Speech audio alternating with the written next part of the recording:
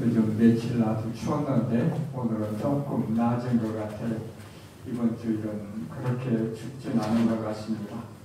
그렇지만 이제 겨울이 됐어요. 언제 또 추워질지 모르니까 추운 것은 항상 예비용으로 옷은 항상 든든히 입으시기 바랍니다. 오늘 이제 우리 제대 앞에 초가 두 자루가 켜졌죠. 대략 2주일이라는 표시입니다.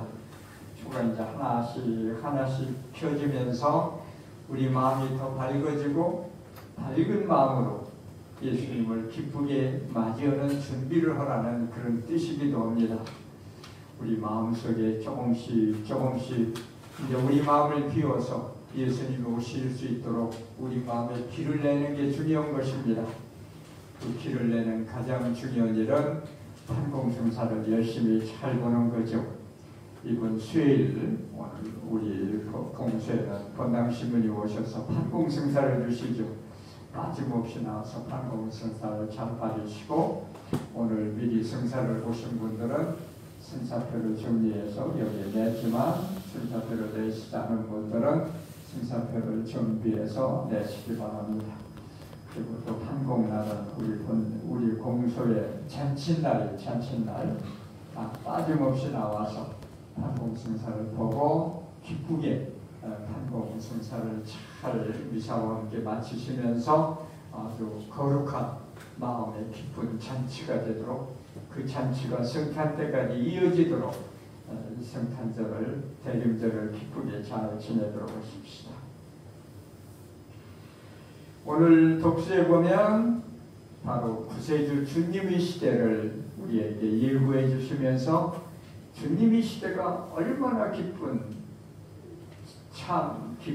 정말 일치와 평화의 시대인가를 아주 극적으로 그림처럼 아름답게 표현하는 장면이 이사야에서 나옵니다. 그 장면은 바로 우리가 방금 낭독된 대로 정의가 그의 허리를 두르는 띠가 되고 신의가 그의 몸을 두르는 띠가 되리라.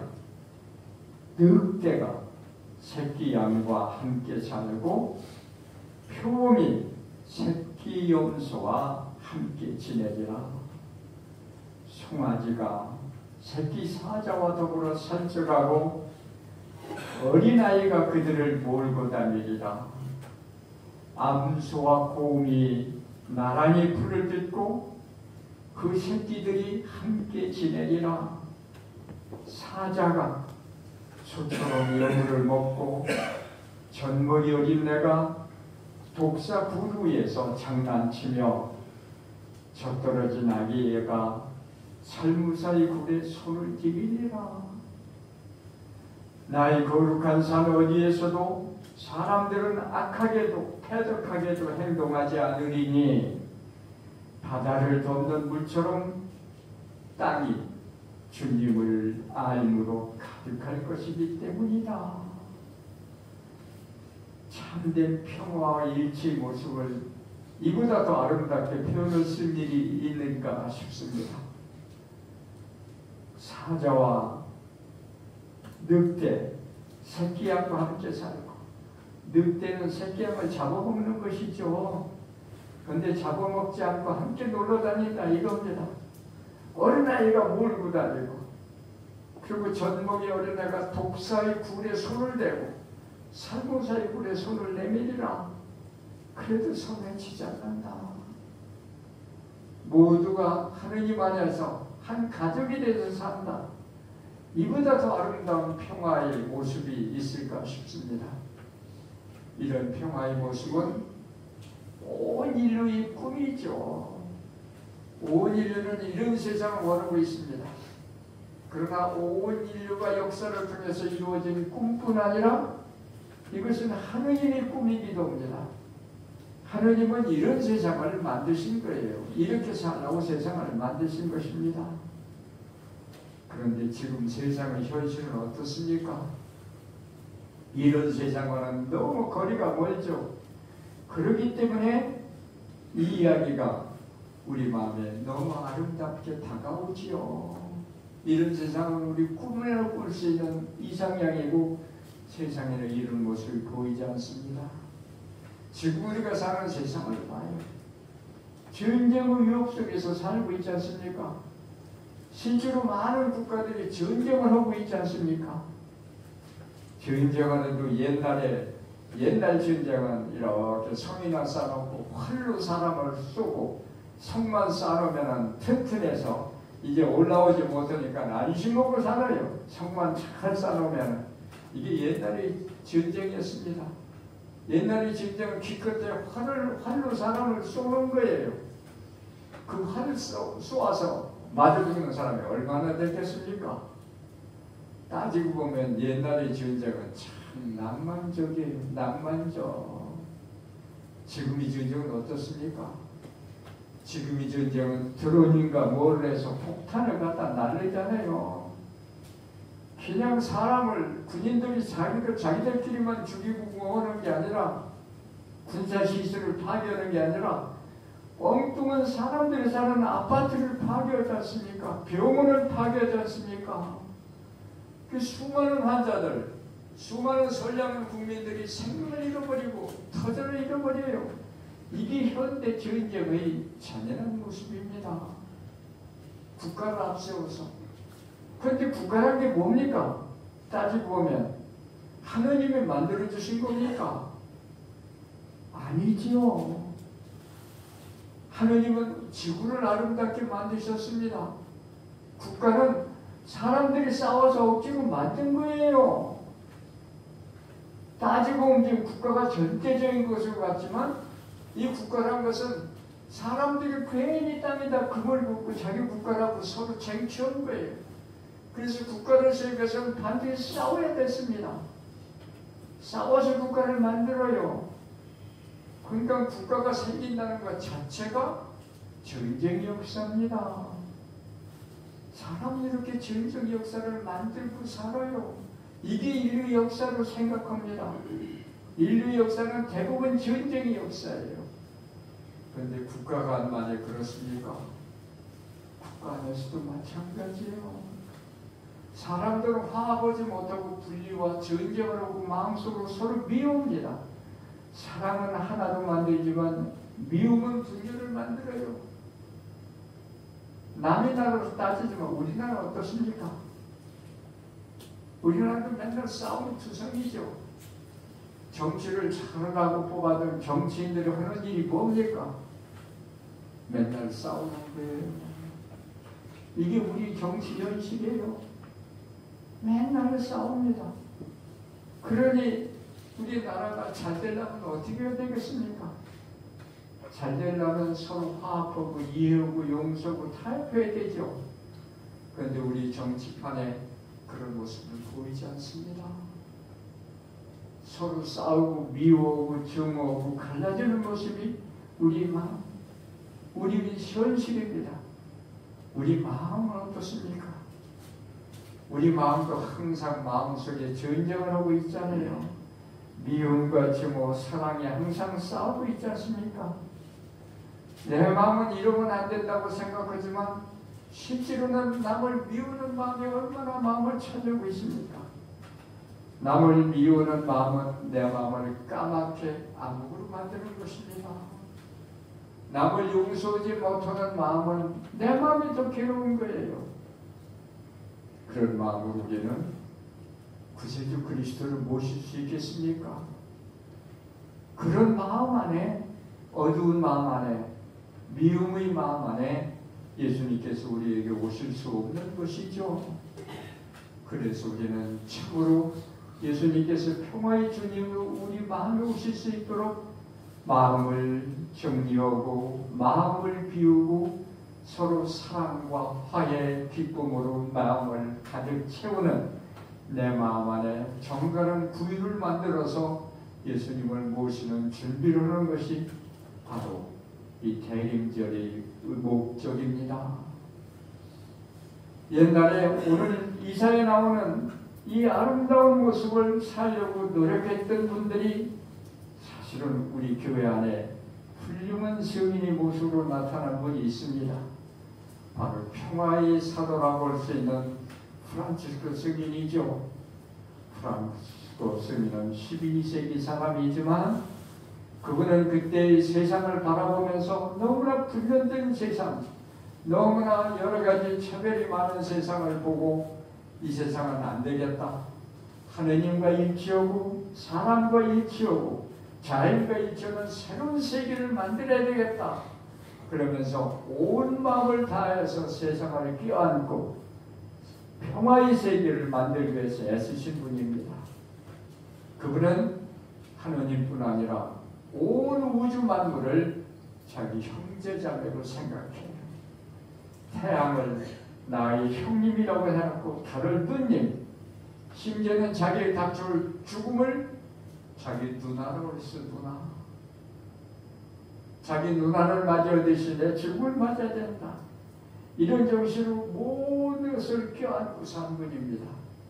그래서 그분의 행적을 읽어보면 아주 꿈같은 얘기가, 거짓말 같은 얘기가 많아요. 그분은 그렇게 온 만물을 끌어안으면서 살았기 때문에 그런지 동무들과도 자유롭게 통하고 대화를 했다는 거예요. 그래서 그분이 강론하시면 산새들도 막 와서 그분의 강론을 살피다가 강론 끝나면 날아갔다는 거예요. 개울가에서 열심히 강론하면 물고기들이 많이 와서 이분이 강론을 들었다는 기록이 있어요. 그분이 물고기한테 강론할 때 고기밥을 줬는지 모르지만 어떤 많은 고기들이 와서 이분이 이야기를 듣고 강론이 끝나면 막 용수를 치면서 또 사라졌다는 거예요.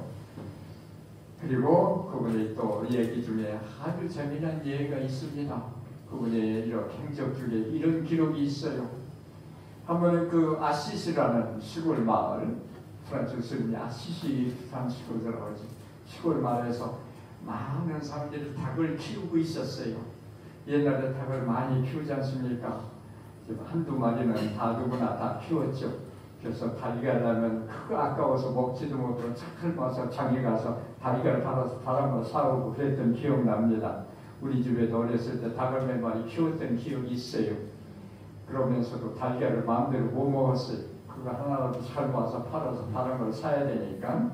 그러던 기억나는데 그 마을에는 닭을 키우는 사람들이 많이 있어서 울을 쳐놓고 닭을 조금 지금처럼 뭐 기업적으로 키우지 않았지만 여러 마리 키우고 했다는 거예요.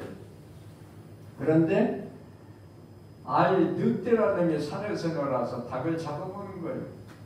닭을 잡아먹는 것만도 괜찮았지만 닭을 잡아먹는 와서는 그 닭 울타리를 다 입으로 부시기 때문에 닭들이 다 달아나 버리는 거예요. 몇 명은 죽고 몇 명은 달아나고. 근데 사람들이 살 수가 없는 거예요. 늑대 때문에. 그래서 동네 사람들이 프란츠 스님한테 와서 호소합니다. 이거 늑대가 밤마다 와서 우리 닭을 저렇게 위에 보고 닭을 잡아가지고 우리가 닭을 키울 시간 두고 살 수가 없다고 좀 좋냐? 그러면서 프란츠 스님 보고 늑대를 만나서 좀 타협 좀 해보라고. 그러니까 프란츠 스님은 알았다고. 늑대를 만납니다. 늑대를 만나서 사람들 마음을 전해주죠. 너 왜 동네에 나가서 사람들 귀찮게 하고 닭을 잡아가느냐고. 동네 사람들이 지금 불안에 떨고 너 때문에 닭을 못 키운다고 지금 아우성이라고 어쩌면 좋냐고. 근데 늑대가 하는 말이 그럼 나는 어떻게 사느냐고. 닭을 잡아먹어야 되나. 그러고 생각해보라고. 닭이 어떻게 생기냐고. 본래는 수물에서 우리랑 같이 살았던 거다. 그래서 우리가 필요할 만큼 힘없는 닭, 병든 닭을 잡아먹기 때문에 닭도 잘 살고 우리도 잘 살았다. 그런데 사람들은 다 닭을 잡아다가 저희들이 키우고 있지 않느냐고. 우리 건 사람들이 먼저 뺏은 거라고. 그러니까 우리는 와서 닭을 뺏어 먹어야 될 거 아니냐고. 어떻게 하면 좋냐고 이런 거예요. 그러시면 가만히 들으니까 그 말도 맞잖아요. 그 말도. 그래서 그럼 어떻게 하면 좋겠는가? 그래서 프란츠 스님이 안을 냅니다. 너 하루에 닭을 몇 마리 먹는데 하루에 2마리 먹으면 돼. 2마리. 2마리만 있으면 자기하고 자기 가족이 다 놀아먹고 더 이상 필요 없다는 거예요. 그래서 프란츠 스님이 알았다. 그럼 내가 동네 사람들과 내가 상의해보면 너에게 하루에 2마리씩만 제공하면은 또 동네 안 내려올 거 아니냐 했더니 물론이라고. 2마리만 제공하면 내가 동네 무엇으로 내려오느냐고. 그리고 나도 저기 울타리 같은 거 뜯으려면 이빨만 아프고 힘들다고. 그러면 좋다고. 그렇게 타협해요. 그리고 동네 사람들을 모아놓고 얘기합니다. 내가 닭과 이렇게 늑대와 이야기해봤더니 늑대 말도 일리가 있더라. 늑대도 먹고 살아야 될 거 아니냐.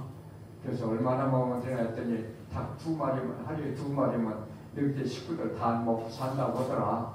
그러니 동네 사람들이 2마리씩 당번을 정해가지고 2마리씩 오늘은 너, 내일은 너. 동네 사람이 많으니까 그러면 한 달에 한 번만 차려고 오면 되니까 2마리씩 닭을 묶어다. 닭 좋은 건 묶을 거 없다. 병들거나 죽을 만한 닭들 그런 거라도 좋다. 늑대는 아무 거라도 좋다고 그랬으니까 그런 걸 갖다가 저 산업 위에다 놔둔다. 그럼 늑대가 그걸 먹고 그 다음부터는 내려오지 않기로 약속했다. 그런데 동네 사람들이 다 찬송하는 거죠. 좋다. 그 자기들끼리 당번을 정해서 오늘은 너네에서 한 달에 한 번 꼴밖에 안 되니까 2마리씩 갖다 놓았다는 거예요. 그래서 늑대가 정말 내려오지 않더라는 거예요. 그래서 평화가 유지됐다. 이런 얘기가 있어요. 저는 그런 얘기를 읽으면서 제가 프란치스코에서 프란치스코 서민을 조금 더 공경하기 위해서 조금 얘기를 부풀려서 썼구나, 가짜겠구나 생각을 했어요. 잘 믿지를 않았어요. 그리고 로마에 있을 때 우연히 프란치스코 서민 사던 아시시를 성지를 방문한 적이 있습니다. 그분이 거닐었던 묵상했다는 들길, 산길을 거닐어 봤어요. 그랬더니 자연이 너무 아름다운 대로 그대로 보관되어 있는 거예요. 보존되어 있는 거예요. 그래서 저는 속으로 야 정말 프란치스코는 이렇게 살았단 말이 맞구나. 꼭 제가 강론을 해도 새들이 올 것 같은 착각이 들더라고요. 내가 강론해도 새들이 오겠구나 싶은 생각이 들어요. 그래서 정말 프란치스코의 그 넓은 깊은 사랑이 자기가 통했구나. 이걸 완전히 깨달을 수 있었습니다. 그래서 저는 그 말을 믿어요. 그 말을 거짓말이라고 생각하지 않습니다. 실제로 얼마든지 가능하구나. 사람이 그렇게 온전한 사랑으로 통하면, 자연과 통하면 이렇게 평화를 만들 수 있겠구나 생각이 들었습니다. 실제로 가만히 보면 아무것도 모르는 젊은 어린이들이 집에 있잖아요. 걔들 가만히 봐요. 강아지하고 잘 놉니다. 큰 개하고도 잘 놀아요. 애들이 큰 게 귀찮게 한다고 해서 개가 애들 무는 거 보셨습니까? 절대로 개가 애들 안 물어요. 애들이 자기 좋아해서 장난하는 걸 알거든요. 말은 통하지 않지만, 어린애들 말을 못하지만 개들과 강아지들과 대화를 잘해요. 이게 바로 순진한 어린이 사랑입니다. 순진한 어린이 사랑은 이렇게 모든 것을 통해 자기가 통합니다.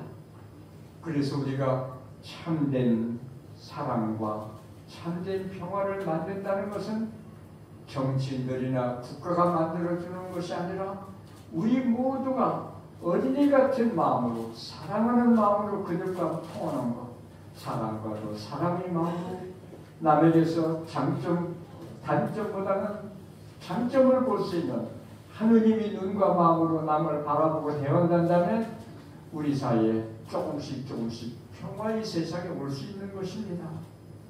이 복음에 나오는, 이 성경에 나오는 이 평화의 모습이 단순한 막연한 인간의 꿈이 아니에요. 하나님께서는 우리 모두에게 이런 꿈을 꾸고 이런 꿈을 실현을 하고 우리에게 숙제로 주시는 것입니다.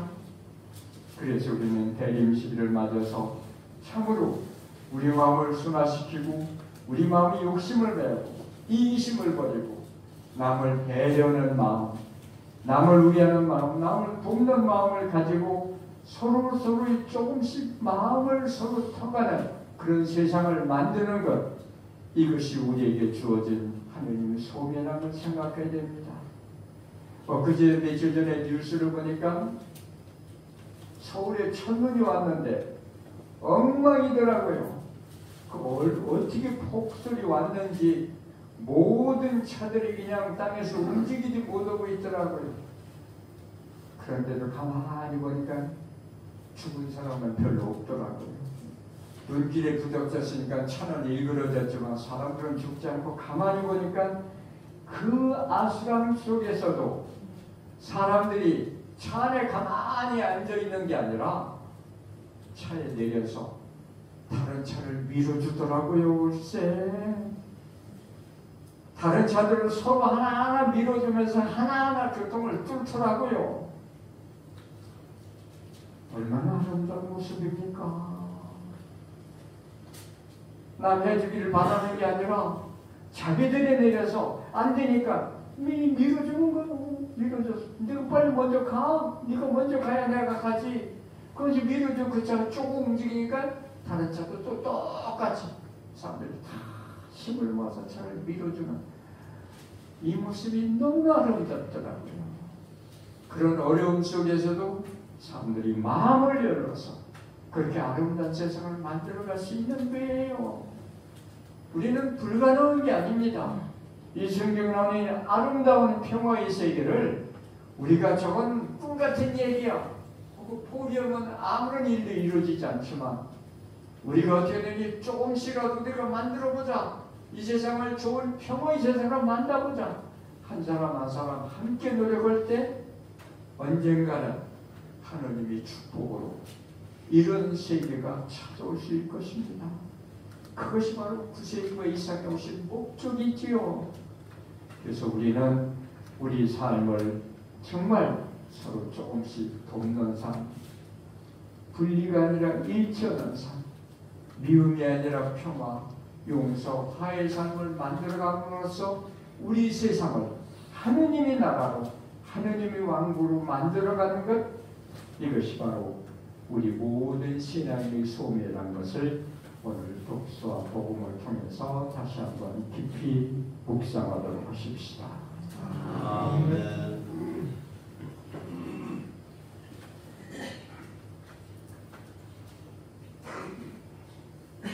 모두 일어나서 우리의 믿음을 고백합시다.